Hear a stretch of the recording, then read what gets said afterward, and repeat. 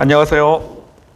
옥인교회 성도님 여러분, 양육가정 7번째 시간입니다.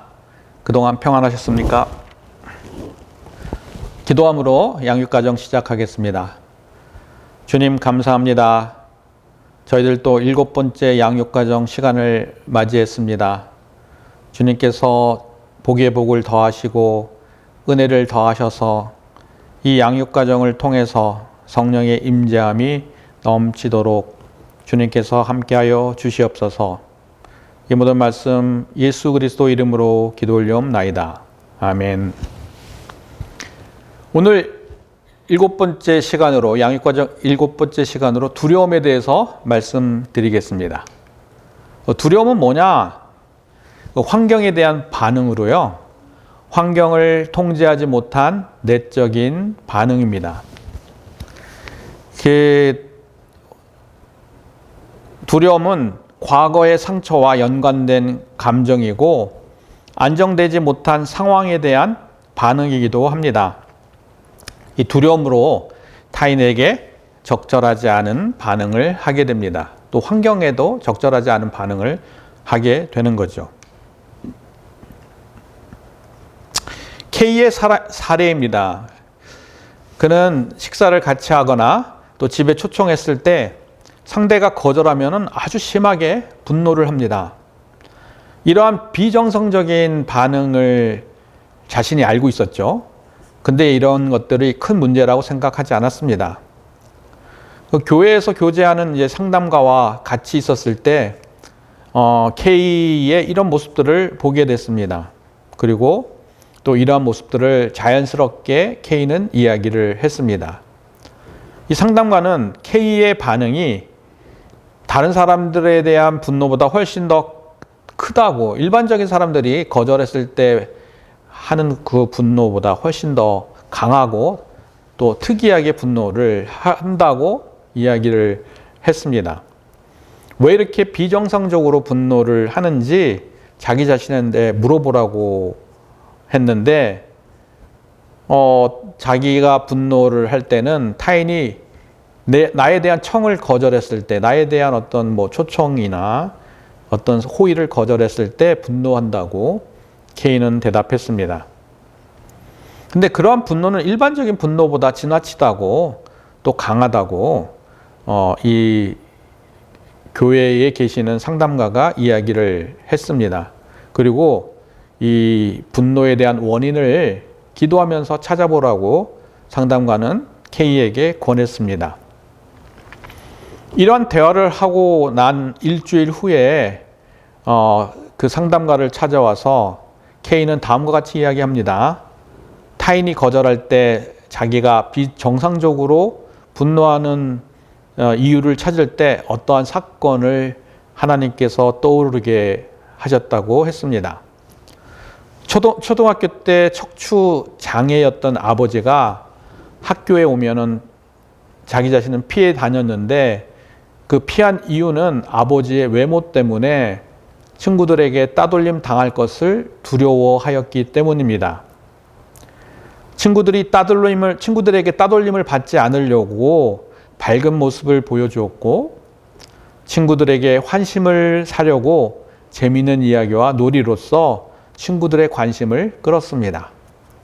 이렇게 친구들과 관계했던 K 주변에는 언제나 친구들이 많았고 또 밖에서 보기에는 사교적인 사람처럼 보였습니다. 그러나 그에게 두려움이 있었는데 아버지 때문에 친구들이 아버지를 보면 떠날지도 모른다는 두려움이 있었습니다. 이 두려움 때문에 자신을 거절하는 사람을 만나게 되거나 자신의 호의를 거절하게 되면은 비정상적으로 분노했던 것입니다. 분노의 사례에 대해서는 다음과 같습니다. 40대 주부 J씨의 경우입니다. 한밤중에 갑자기 잠에서 깨고 다시 잠을 이루지 못합니다. 목이 조여오고 심장 박동수가 빨라지고 꼭 죽을 것 같은 두려움에 사로잡히기도 합니다. 이유를 알 수 없었습니다. 30대 회사원 K씨는 꽉 막힌 공간에 들어가면 숨이 막히는 것 같았고 손에 땀이 나며 알 수 없는 두려움에 쌓입니다. 극장이나 식당에 가서 갑자기 뛰쳐나온 적도 있습니다. 가끔 회사에서 이러한 증상이 나타날까 봐 두려워하고 있습니다. 50대 회사 중역인 L씨의 경우입니다. 중역 회의 중에 중요한 프레젠테이션을 할 때 갑자기 앞이 보이지 않고 준비한 내용이 전혀 생각나지 않습니다. 허겁허겁 회의의 프레젠테이션 시간을 다음으로 미뤘지만은 마음속에는 회사에 사표를 내어야 하느냐, 하지 않느냐, 사표를 내지 말아야 되느냐라는 선택의 기로에 섰고 그러한 선택으로 두려워졌습니다. 30대 엔지니어 P의 경우입니다. 몇 개월째 알 수 없는 두려움에 시달리고 있습니다. 운전하다가 갑자기 치어 죽게 될지도 모른다. 누구를 치어서 죽게 할지도 모른다는 생각으로 갑자기 운전을 멈추기도 했습니다. 이러한 일이 반복되자 모범 운전사인 P씨는 두려움 때문에 운전을 하기 어렵게 되었습니다. 이 두려움은 우리에게 흔한 증상 중에 하나입니다.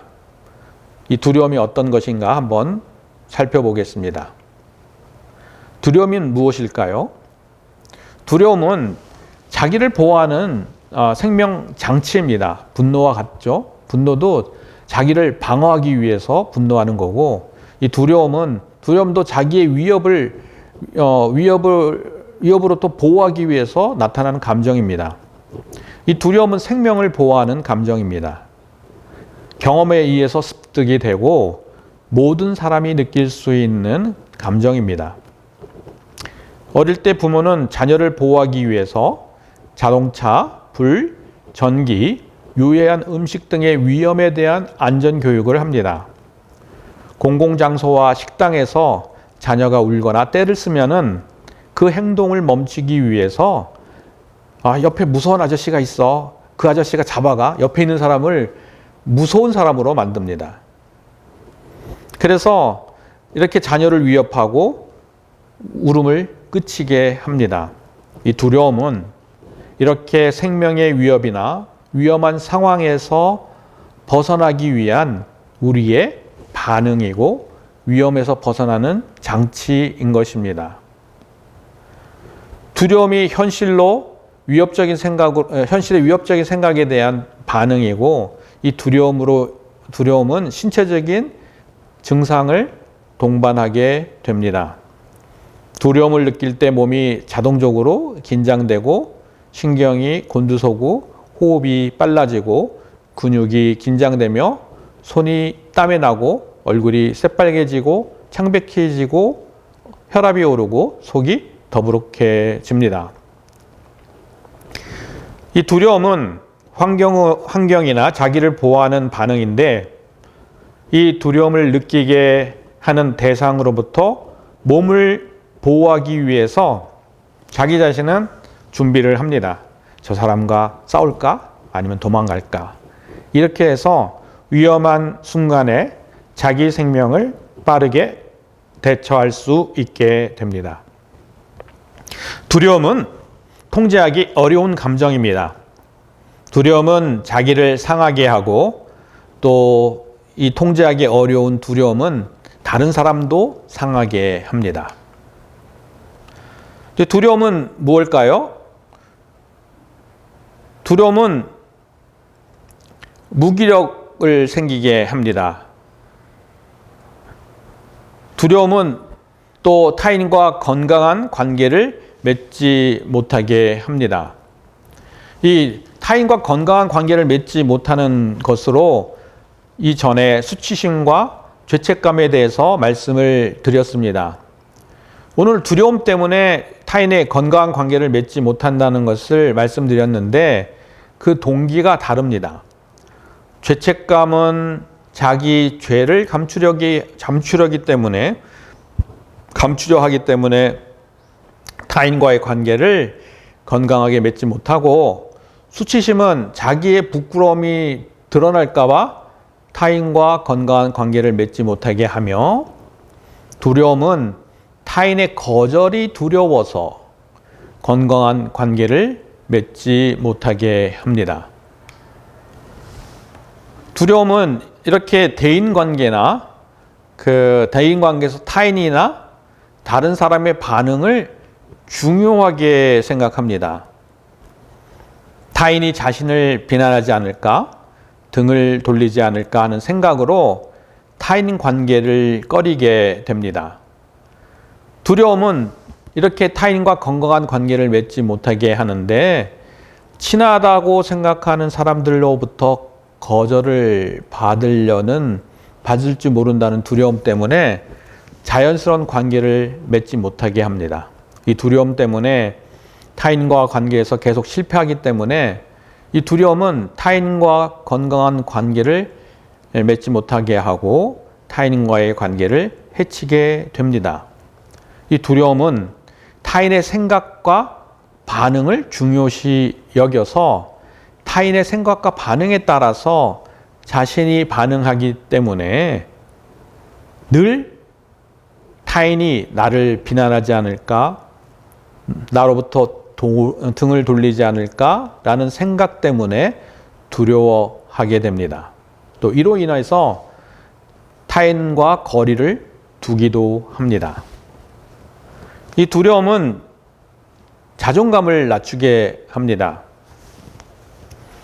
부모의 대립, 아버지의 장기간의 출장, 부모의 이혼 등은 자녀에게 상처가 되고 이러한 상처로 두려움이 생깁니다. 부모로부터 단절된 경험으로 두려움이 생깁니다. 이 두려움으로 자기 자신의 평가하는 생각이 낮아진 평가 때문에 자존감도 낮아지게 됩니다.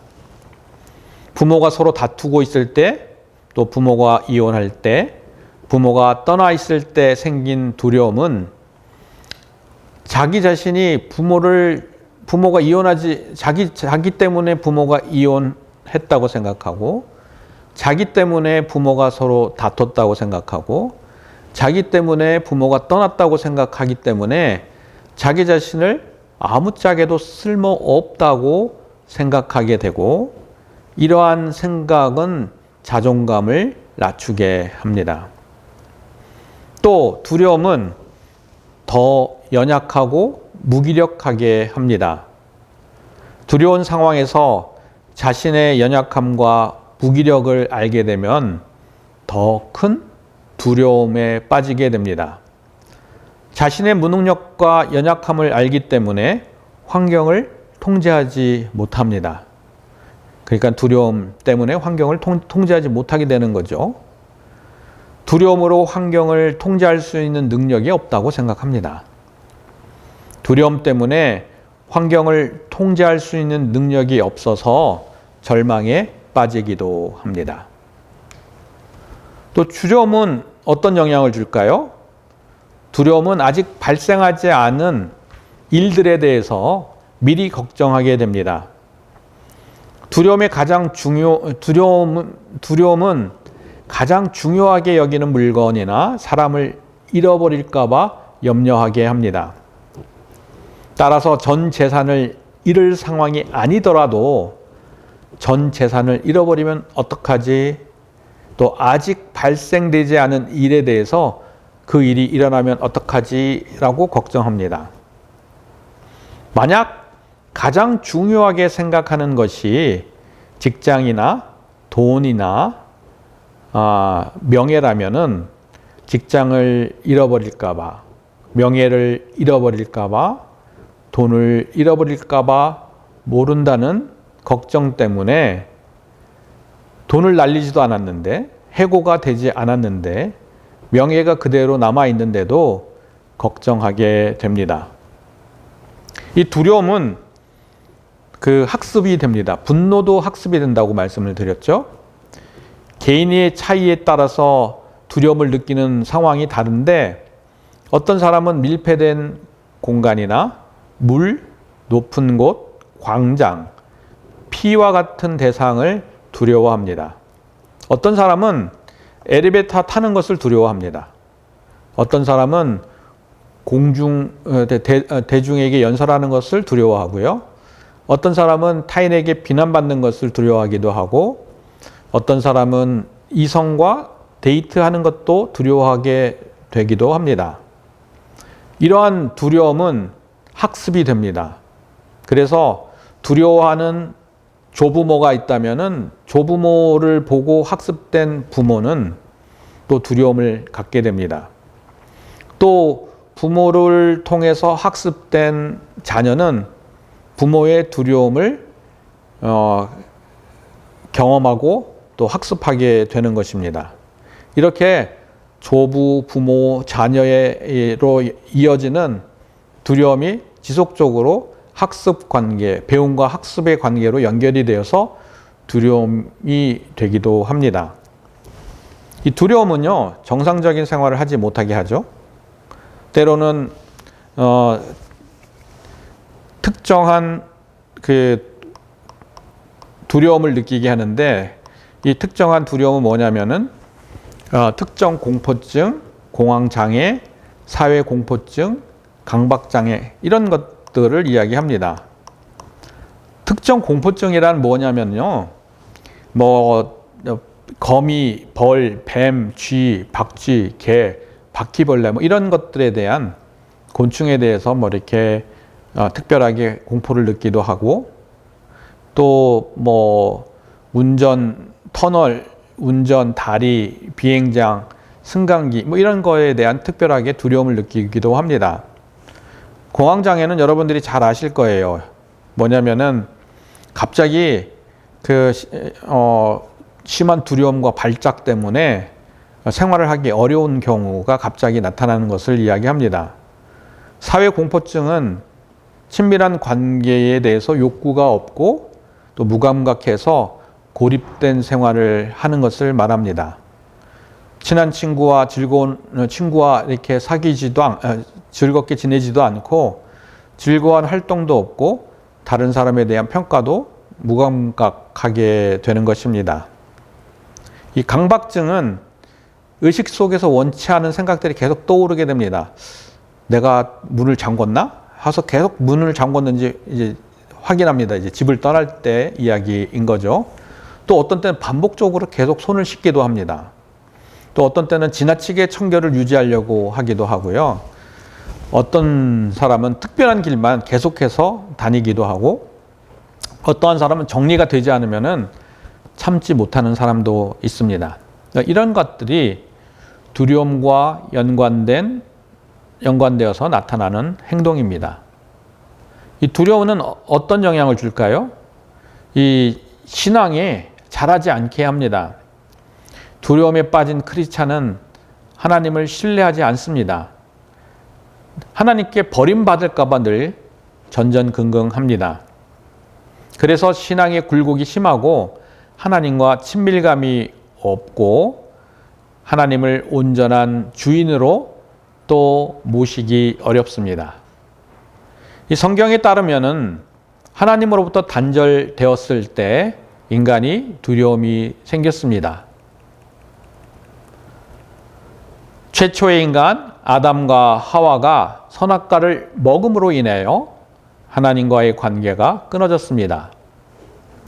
창세기 3장 8절에 그들이 그날 바람이 불매 동산에 거니시는 여호와 하나님의 소리를 듣고 아담과 그 아내가 여호와의 낯을 피하여 동산 나무에 숨은지라 라고 기록하고 있습니다. 선악과를 먹기 전에는 하나님과 아담과 하와의 관계는 스스럼 없이 친밀한 관계를 맺고 있었습니다. 그러나 선악과를 먹고 난 후에는 하나님과 아담, 하나님과 하와는 그 관계가 단절되었습니다. 하나님으로부터 아담과 하와는 그 관계가 단절되었기 때문에 그 두려움 때문에 하나님을 피하게 된 것입니다. 이렇게 아담과 하와가 하나님을 피한 이유는 죄로 인한 수치심으로 인한 두려움 때문에 피한 것입니다. 아까 두려움에 대해서 반응에 대해서 이야기했죠. 타인을 공격하거나 아니면 피하거나 이 두려움 때문에 피하게 되었습니다. 이 두려움은 하나님 사랑 안에 거하지 못하게 합니다. 요한일서 4장 18절 말씀에 두려움은 하나님을 사랑 안에 두려움이 없고 온전한 사랑이 두려움을 내쫓나니 두려움에는 형벌이 있음이라 라고 말씀하고 있습니다. 형벌이 있다고 이야기합니다. 두려움엔 어떤 형벌일까요? 하나님과 단절되는 형벌입니다. 죄로 인해서 하나님과 단절되어서 두려움을 느꼈는데 이 두려움을 느끼게 되면은 하나님과 단절이 된다는 것을 분명하게 기억해야 합니다. 사탄은 이 두려움을 이용해서 크리스찬이 하나님과의 관계가 멀어지게 합니다.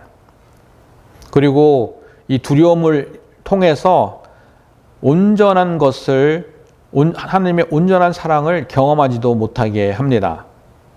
저희 모두 이 두려움에서 자유롭게 되어서 하나님과 온전한 관계를 맺기를 축원합니다. 두려움은 이렇게 어떻게 할까요?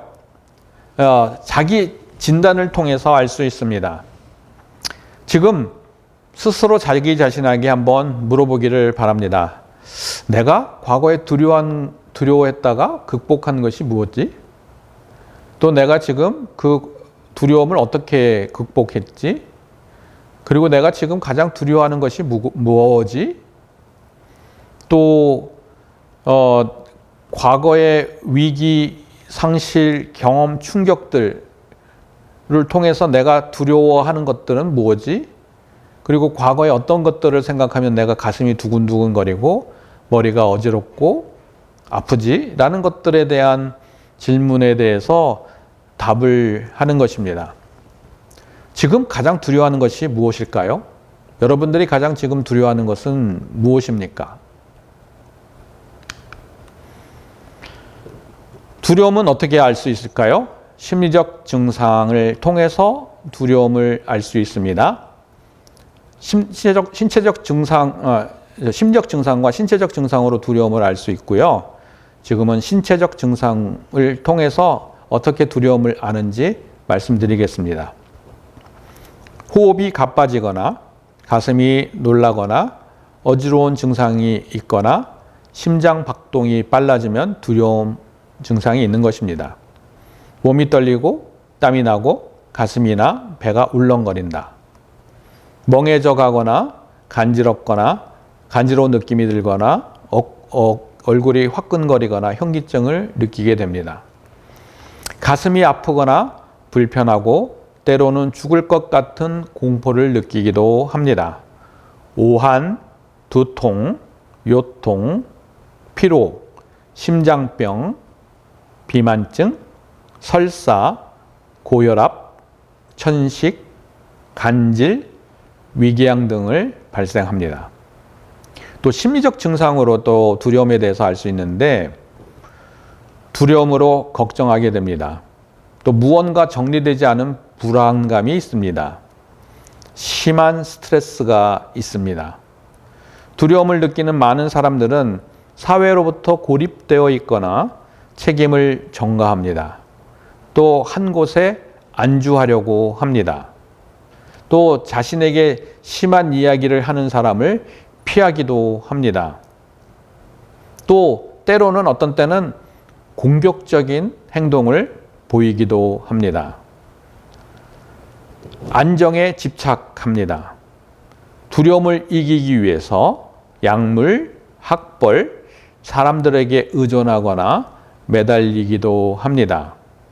여자의 경우는 남자나 자녀들에게 집착하기도 하고 남자의 경우는 술, 게임, TV에 빠져 있거나 각종 의존성 약물에 중독되어서 안정하려고 합니다.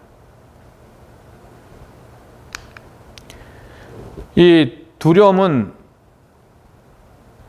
심한 두려움으로 걱정하고 또 무엇인가 정리되지 않은 불안을 느끼기도 합니다. 이러한 불안 때문에 집에서 멀리 떨어진 곳으로 가지 못하게 하고 물건을 사거나 줄을 서지도 못하고 장을 보거나 또 이런 일들을 하지 못하게 됩니다. 또 고속도로를 운전하거나 외곽지대에 운전하지도 못하고 버스나 기차 등 대중교통을 이용하지도 못하게 됩니다. 또 특정한 상황이나 환경에 공포를 느끼게 되죠. 어떤 특별한 바늘을 두려워한다든지 아니면은 평가받는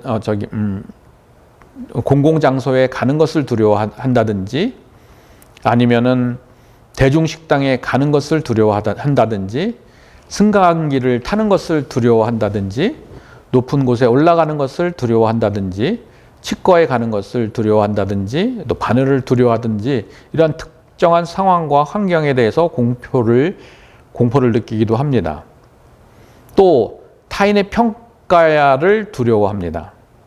말하자면 상황이나 환경을 피하는 것이 아니라 평가받는 상황을 피하게 됩니다. 이에 대한 증상은 직장, 교실, 단체 등 여러 사람이 모인 곳을 피하고 소수의 청중이라도 남들 앞에서 발표하거나 말하지 못하고 많은 대중 앞에 서는 것도 두려워합니다. 또 두려움 때문에 비합리적인 생각을 합니다. 두려움은 비합리적인 생각을 떨쳐버리지 못하게 합니다. 비합리적인 생각이라는 것을 알면서도 계속 비합리적인 생각을 해서 일상생활에 지장을 주기도 합니다. 내가 문을 잠궜나? 안 잠궜나? 이제 집을 나왔을 때요. 그래서 계속해서 집을 나오면서 다시 또 집 들어가서 문 잠겼는지 확인하고 또 나왔는데 또 다시 확인하고 이러한 반복적인 행동 또 비합리적인 생각을 계속 하게 됩니다. 또 두려움 때문에 또 손을 계속 씻기도 합니다. 계속 나의 어떤 청결을 유지하면서 두려움을 떨쳐버리려고 하는 거죠. 분노해서 이렇게 청결하려고 하는 의지는 뭐예요? 일종의 어떤 자기 자신에 대한 그 신체를 가해서 그 분노에 대해서 해소하려고 한다고 하면은 이 두려움은 반복적인 행동을 통해서 두려움을 떨치려는 것에 중점을 두고 있는 것입니다. 또 걸음마 신앙을 보고 또 두려움을 알기도 합니다. 두려움 때문에 하나님께 가까이 가지도 못하고 또 하나님이 가까이 오는 것도 두려워합니다. 그러면 두려움에서 어떻게 자유롭게 될까요? 이 고립에서 사랑으로 나아가야 됩니다.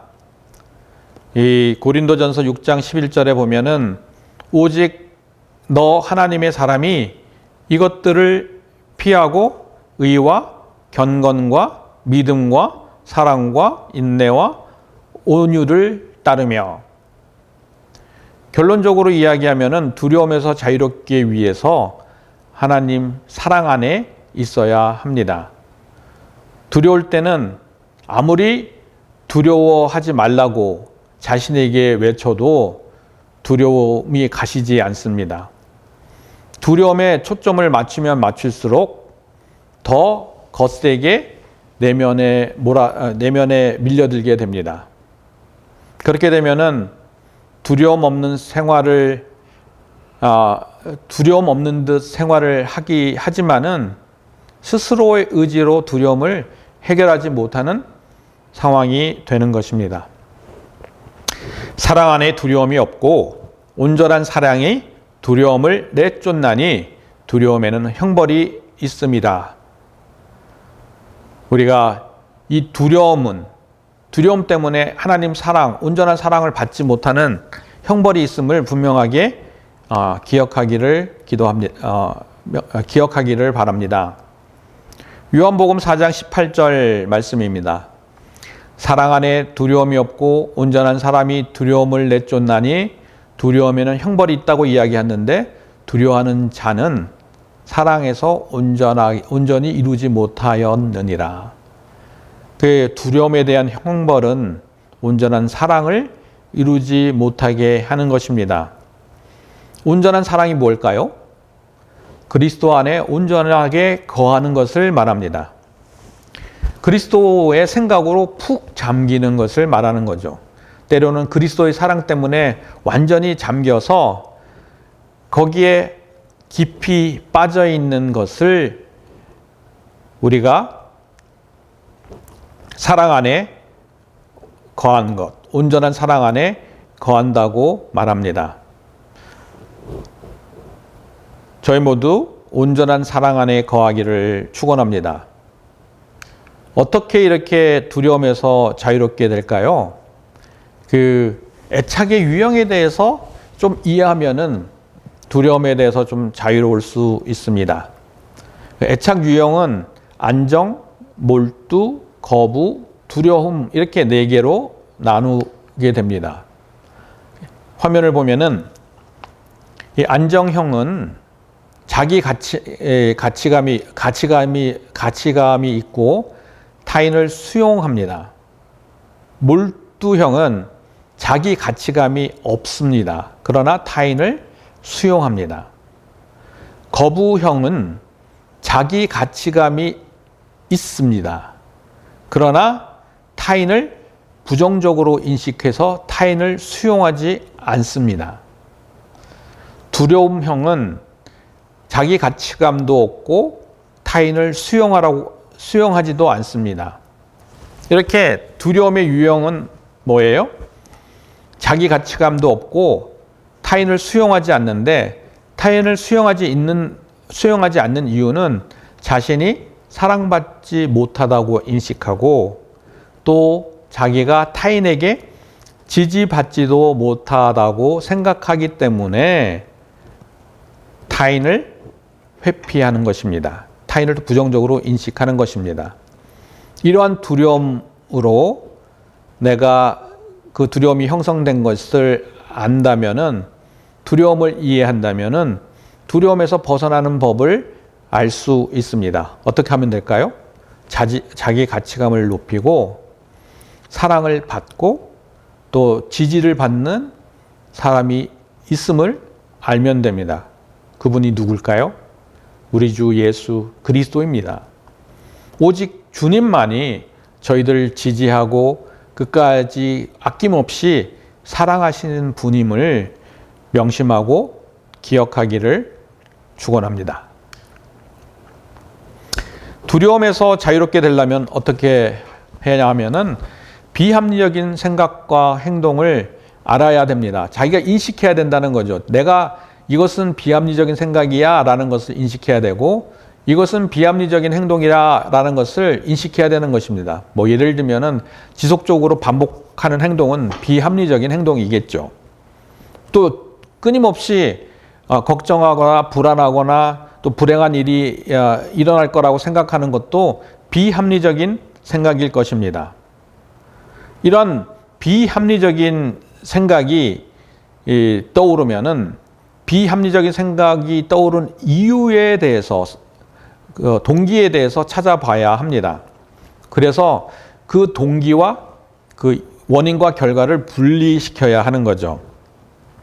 이것을 두려움이 주는 비합리적인 생각과 환경을 분리한다고 말합니다.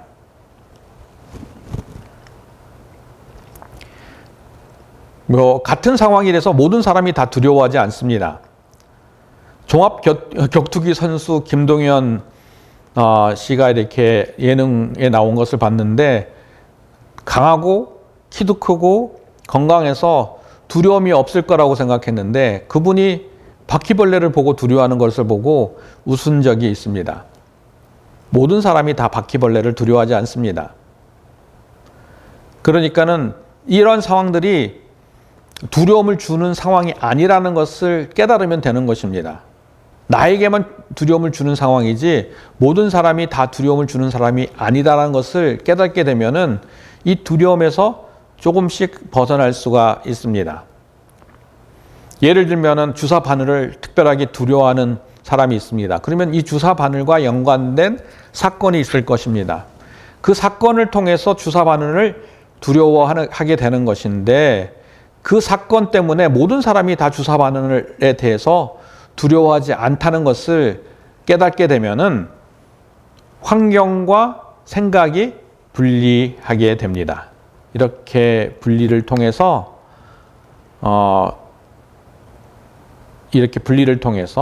두려움에서 자유롭게 됩니다.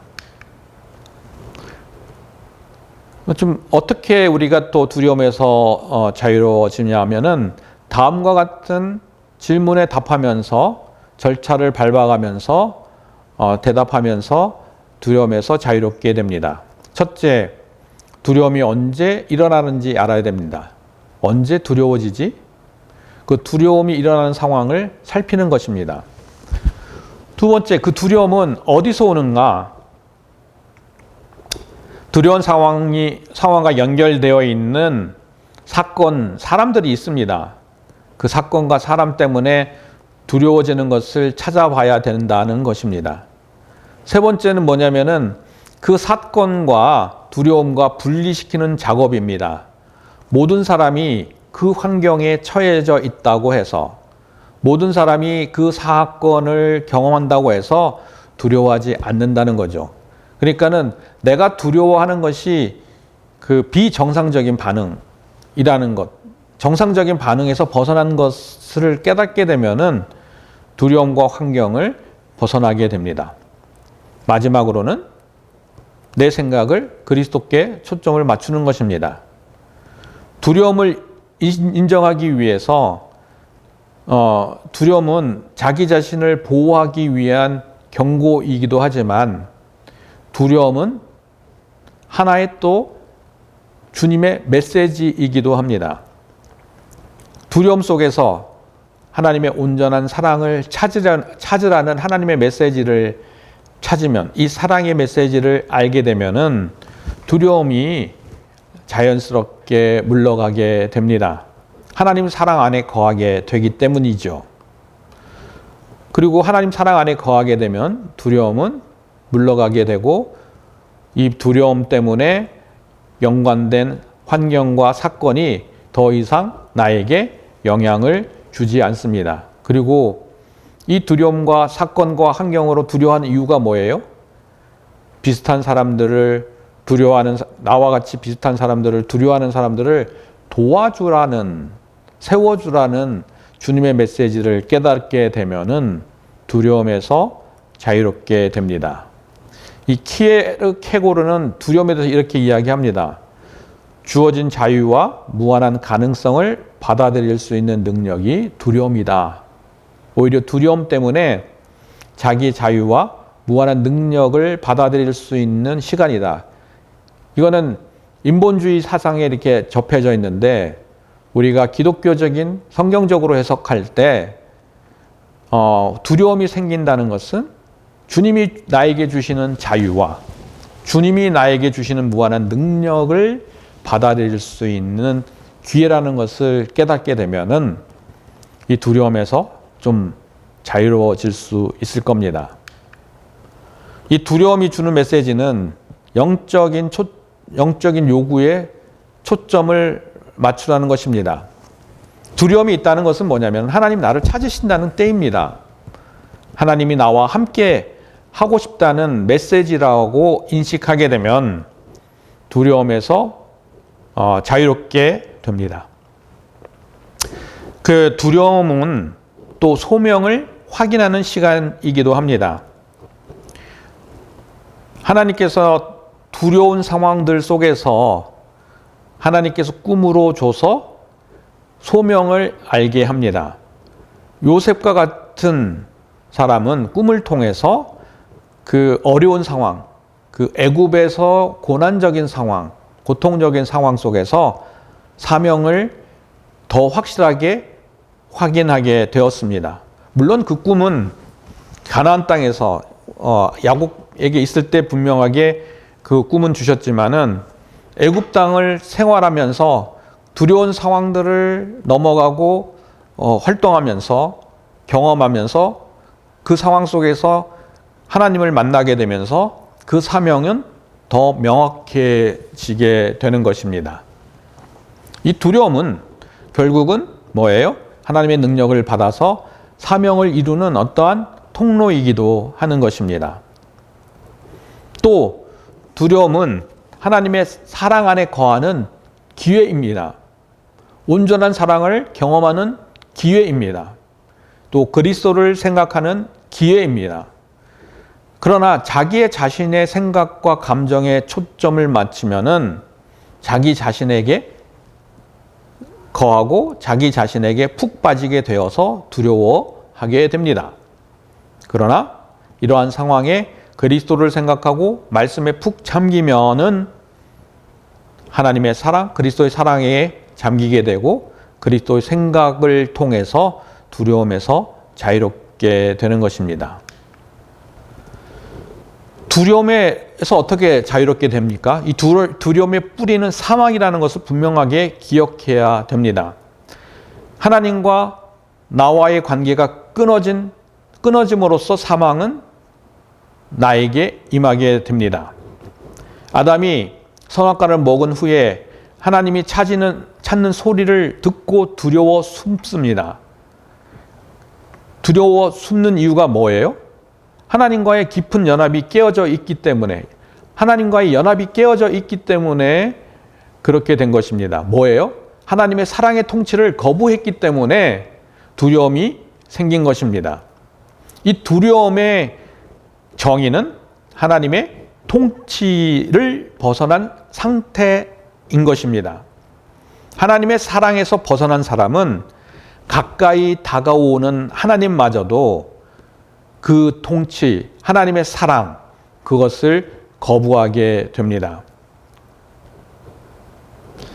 타락 이후 모든 사람은 결국 두려움에 빠지게 됩니다. 하나님이 계시지 않아서 소멸된다는 두려움, 하나님과 관계가 끊어졌기 때문에 사망한다는 두려움, 이 사망을 두려워하게 되면은 타인이 나를 죽일지도 모른다는 두려움을 갖게 됩니다. 아담의 아들인 가인은 아벨을 죽였고, 아벨을 죽인 후에 가인은 타인에게 죽임을 당할지도 모른다는 두려움이 생겼습니다. 그래서 창세기 4장 14절에 이렇게 고백합니다. 주께서 오늘 이 지면에서 나를 쫓아내시온즉, 이 지면에서 나를 쫓아내어서 내가 주의 낯을 뵙지 못하니까 어떻게 되었어요? 내가 땅에서 피하게 되고 유리한 자가 되고 나를 만나는 자마다 나를 죽인다고 이야기합니다. 바로 이렇게 하나님의 사랑에서 벗어난 사람들이 갖게 된 두려움인 것입니다. 사람마다 저마다 다양한 종류의 두려움을 가지게 됩니다. 건강, 관계, 실패, 진로에 대한 두려움들이 있습니다. 근데 그 두려움의 뿌리가 사망이라는 것을 알게 되면 두려움에서 벗어나게 됩니다. 두 번째, 복음입니다. 말씀을 신뢰하는 것입니다. 우리에게 주신 복음은 무엇입니까? 주의 성령이 내게 임하였으니 이는 가난한 자에게 복음을 전하려게 하고 내게 기름을 부으시고 나를 보내사 포로된다는 어떻게 해요? 자유. 눈먼 자에게는 어떻게 해요? 다시 보게 하고 눌린 자유에게는 자유함을 얻게 한다는 거죠. 복음은 저희들의 모든 상황 속에서 두려움 속에서 자유롭게 합니다. 주님께서는 저희들을 자유롭게 하기 위해서 이 땅에 오셔서 십자가에 못 박히시고 죽으시고 부활하셨습니다. 그 부활로 인해서 저희들은 모든 묶임에서 해방되고 사망에서 해방이 되고 또 하나님과의 끊겨진 관계에서 다시 연결되어 있음을 이 분명하게 복음은 선포하고 있습니다. 이 복음의 말씀을 분명하게 믿고 받음으로써 저희 모두 두려움 속에서 자유롭게 되기를 축원합니다. 또 두려움이란 거짓이 언제 들어왔는지 인식해야 합니다. 삶에서 어떤 사건이나 실패 경험들 이런 것들이 마음에 집을 지어서 끊임없이 두려워하게 합니다. 이것이 거짓입니다. 두려운 사건이 떠오르는 대로 두려운 사람들이 떠오르는 대로 하나님께 보여주시기를 간구해야 합니다. 그리고 하나님의 능력으로 이 거짓을 진리로 바꾸어야 합니다. 진리는 뭡니까? 그리스도 안에 온전한 사랑이 있고 두려움이 없다는 그 진리의 말씀을 다시 한번 기억하면서 이것은 거짓이다. 내 과거의 두려운 경험, 내 과거의 사건들은 이것을 통해서 내게 거짓이 들어왔다라는 것을 인식하기 시작하면은 내가 무엇을 회개할지 알게 됩니다. 두 번째, 회개해야 되는데 두려움을 회피하거나 방어하는 것에 대한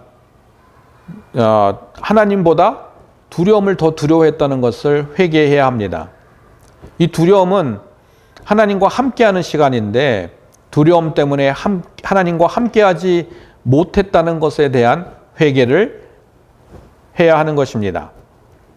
그 두려워했다는 그 자체가 내가 하나님을 예배하지 않고 두려운 사건이나 실패를 예배하고 있다는 것에 대해서 회개해야 합니다. 이 두려워하는 것과 경배하는 것은 히브리어로 같은 용어입니다. 뭐냐면은 내가 두려워하고 있다는 것은 그것을 경배하고 있다는 것을 깨닫고 내가 하나님 이외에 다른 것을 경배하고 예배하고 있다는 것을 회개해야 하는 것입니다. 진리를 선포해야 합니다. 진리의 메시지는 하나님은 어떠한 상황 속에서도 나와 함께 하시며 나의 삶을 다스린다는 진리입니다. 이 진리의 말씀이 나의 마음과 영을 붙잡을 때 전능하신 하나님의 사랑 안에서 모든 두려움을 내쫓을 수 있습니다. 이 두려움이 내쫓게 되면 어떻게 돼요? 하나님의 통치가 내게 임하게 됩니다. 어떤 통치죠? 하나님의 사랑의 통치입니다. 말씀으로 양육과정 7번째 과정을 마치려고 합니다. 주 여호와의 영이 내게 내리셨으니 이는 여호와께서 내게 기름 부으사 가난한 자에게 아름다운 소식을 전하게 하려 하심이라. 나를 보내사 마음이 상한 자를 고치시며 포로된 자에게 자유를 갇힌 자에게 노임을 선포하셨도다. 저희들이 이 말씀을 가지고 두려움에서 해방되기를 소원합니다. 기도하겠습니다. 주님, 감사합니다. 저희들 양육과정 7번째 과정을 다 마칠 수 있도록 은혜 주심을 감사합니다. 다음 주에는 마지막 8강이 있습니다. 8강까지도 주님께서 은혜를 부어주시고 이 양육과정을 통해서 저희들에게 상한 마음이 있으면은 풀어주시고 상한 감정이 있으면은 또 주님을 향하는 놀라운 사랑으로 또 바뀌게 하여 주시고 은혜의 삶을 계속해서 이어가게 하시고 저희들이 구원에 이르는 성장, 지속적인 영적인 성장을 할 수 있도록 또 온전한 사랑을 경험하고 또 장성한 자로 성장할 수 있도록 주님께서 인도하여 주시옵소서. 저희의 삶을 한 주 내내 또 주장하여 주시고 지켜주셔서 다음 주 만날 때까지 주님께서 건강하고 은혜 넘치고 복되게 만날 수 있도록 주님께서 함께하여 주시옵소서. 이 모든 말씀 예수 그리스도 이름으로 기도 올리옵나이다. 아멘. 양육과정 7번째 과정을 마쳤습니다. 감사합니다. 다음 주까지 복되고 은혜로운 생활을 하고 다음 주에 만나기를 기도합니다.